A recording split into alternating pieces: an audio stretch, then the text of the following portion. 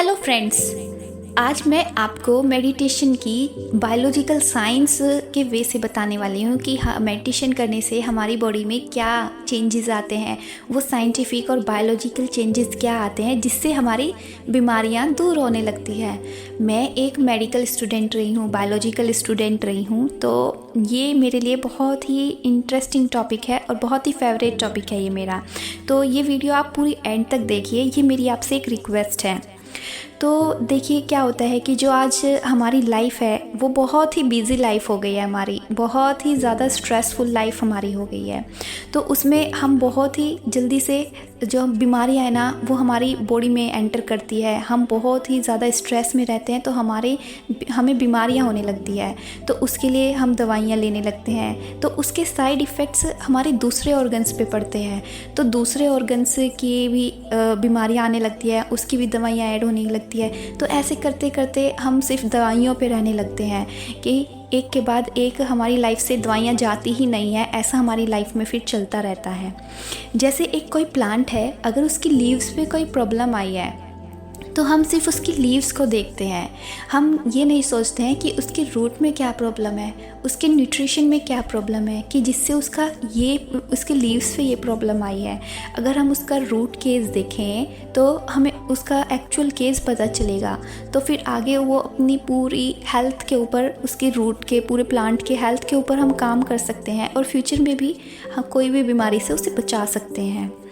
तो जो हमारा रूटीन है, लाइफ का जो रूटीन हो गया है वो बहुत ही ज़्यादा स्ट्रेसफुल हो गया है, जिससे जो हमारी बॉडी है ना वो all time fight and flight mode में रहती है। फाइट एंड फ्लाइट मोड क्या होता है कि जैसे किसी राज्य पे किसी ने आक्रमण कर दिया और उसकी सेना जैसे भागती है इधर उधर लड़ने के लिए, वैसे ही हम जब स्ट्रेस में रहते हैं ना तो हमारी बॉडी के जो सेल्स है वो ऐसे ही इधर उधर इस तरह से अफरा तफरी में रहते हैं।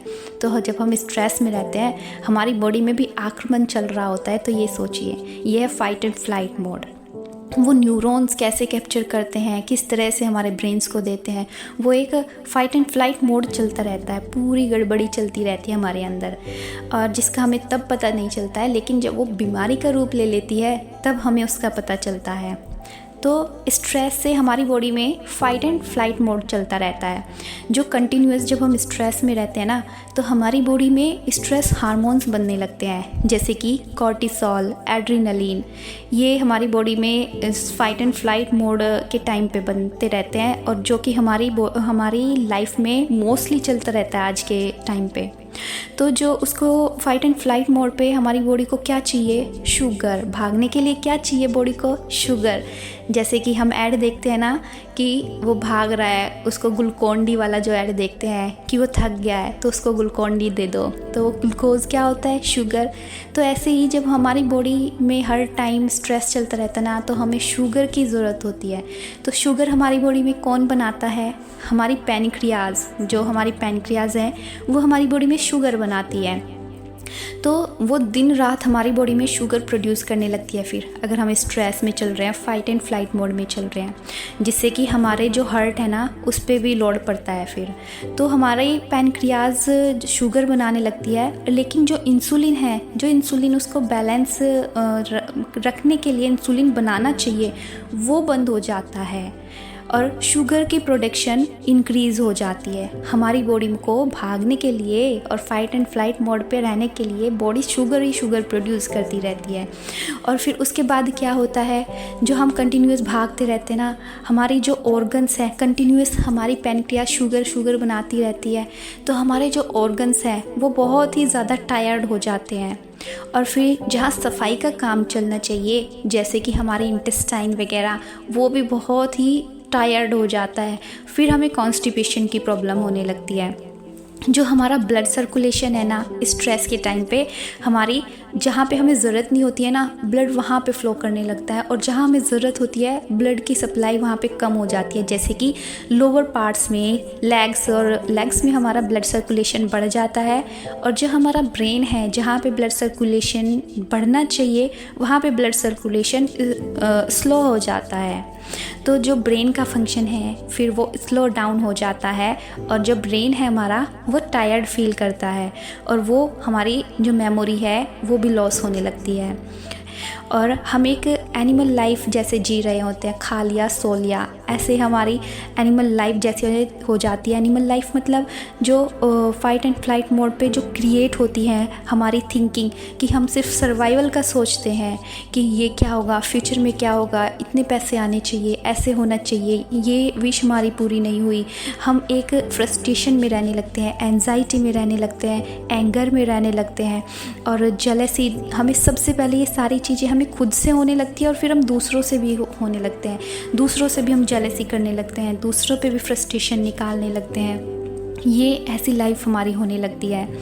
जो भी सारी बीमारियां हैं ना हमारी, वो साइकोसोमेटिक होती है, मतलब बाय ब्रेन साइकोसोमेटिक हमारी होती है। क्योंकि जैसा हम सोचने लगते हैं, जैसा हमारे थॉट्स होते हैं, उसी के अकॉर्डिंग हमें बीमारियां होने लगती है। फिर हमारे सिस्टम्स ऑर्गन्स वही एब्जॉर्ब करने लगता है। तो अगर हम ऐसा सोचने लगते हैं ना कि एंजाइटी, डिप्रेशन, जेलेसी, तो वो सारे थॉट्स हमारे ऑर्गन्स में जाने लगते हैं।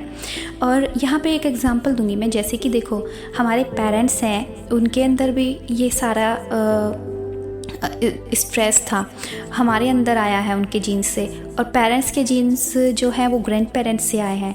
तो ग्रैंड पेरेंट्स के अंदर जो स्ट्रेस था वो भी पेरेंट्स के अंदर आया है। तो ये देखो कि जो ग्रैंड पेरेंट्स के अंदर स्ट्रेस था वो उनके जीन्स के थ्रू पेरेंट्स में आया है, उनको डबल स्ट्रेस हो गया, और फिर हमें उनके थ्रू आया तो हमें ट्रिपल स्ट्रेस हो गया। तो ऐसे जनरेशन बाय जनरेशन ये सारा स्ट्रेस चलता रह रहा है। तो ब्रेक किसे करना है? ये हमें ब्रेक करना है। हम देखते हैं ना कि जो ग्रैंड पेरेंट्स को जो बीमारियां थी वो 70-80 की एज में बीमारियां उनको हुई है, तो हमारे पेरेंट्स को कब हुई है वो कि 50 और 40-50 के अराउंड उनको वो बीमारियां आ रही है। और फिर हम इस जनरेशन में हमें कब आ रही है वो बीमारियां 30-35 के। तो ये जो है ऐसे इतनी जल्दी कैसे हो रही है? क्योंकि स्ट्रेस हम लेते जा रहे हैं, और ख़ुद भी इतना ज़्यादा लेते हैं, हमारे सारे जीन्स उनके ट्रांसफ़र होते हैं, तो हमारी इन्वायरमेंट भी अफेक्ट करता है। और आज की जो हम technology, gadget life, digital life जी रहे हैं, वो बहुत ज़्यादा इम्पैक्ट करती है। तो ऐसे करके कितना ज़्यादा हम अपने ऊपर लोड लेते हैं। तो इन सब का एक बहुत ही हम लाइफ से ख़त्म करने का वो एक मेडिटेशन क्या करता है? ये फाइट एंड फ्लाइट मोड जो चलता है उसको स्टॉप करता है। सिम्फेटिक सिस्टम होता है हमारा फाइट एंड फ्लाइट मोड, जो उसको स्टॉप करता है, और सिम्फेटिक सिस्टम को भी स्टॉप करता है। ये हमें लाइफ में एक डायरेक्शन देता है, हमारे माइंड को रिलैक्स करता है, और सिम्फेटिक सिस्टम को भी स्टॉप करता है। जो पैरासिम्फेटिक सिस्टम होता है उसको ऑन करता है। पैरासिम्फेटिक सिस्टम क्या होता है? जो हम सोते टाइम पे हमारा स्टार्ट होता है, रिलैक्स मोड पे जब हमारी बॉडी जाती है। और जब हम सोते हैं, सोने के बाद जब हम उठते हैं तो कितना रिलैक्स फील करते हैं, तो डीप रिलैक्स फील करते हैं, क्योंकि हमारी जो पूरी बॉडी है वो रिपेयरिंग मोड पे जाती है, और हम डेल्टा स्टेट में जाते हैं। डेल्टा स्टेट में क्या होता है? हमारी बॉडी की रीजनरेशन स्टार्ट होती है, रिपेयरिंग स्टार्ट होती है, और हमारे जो ऑर्गन्स हैं, heart, brain, liver, kidney, pancreas, इन सब को ना जो ब्लड सर्कुलेशन है वो बहुत अच्छे से मिलता है, और वो रिलैक्स रहते हैं। और फिर जब हम सो के उठते हैं तो हमें रिलैक्स थोड़ा फील होता है।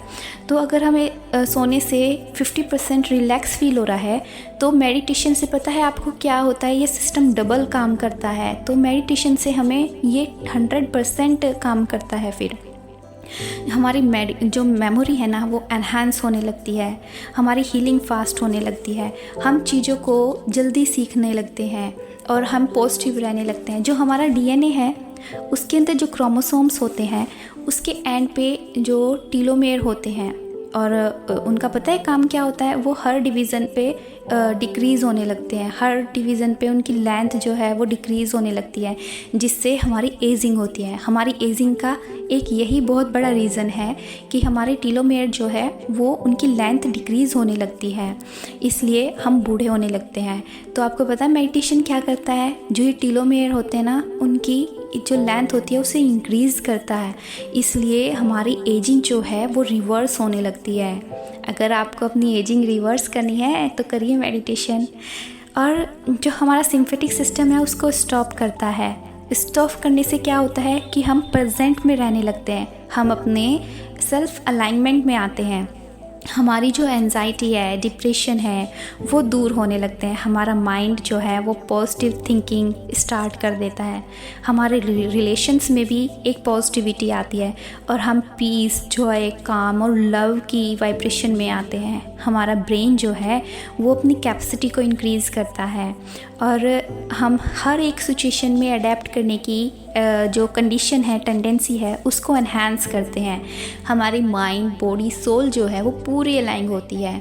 तो ऐसे ही धीरे धीरे सारी बीमारियां, जब हमारा सिस्टम इतना रिलैक्स होता है तो हमारी जो बीमारियां हैं वो दूर होने लगती है।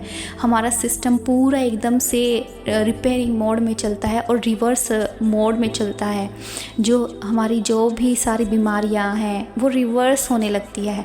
चाहे बॉडी में कैंसर भी हो वो भी रिवर्स होने लगता है। तो आप मेडिटेशन करिए और इसका इम्पैक्ट आप अपनी बॉडी पे खुद ही देखिए। आप करिए और फिर आप कुछ ही महीनों में देखेंगे कि आपकी बॉडी में क्या इफ़ेक्ट आ रहा है। तो फॉलो करिए एंड खुश रहिए। Thank you so much.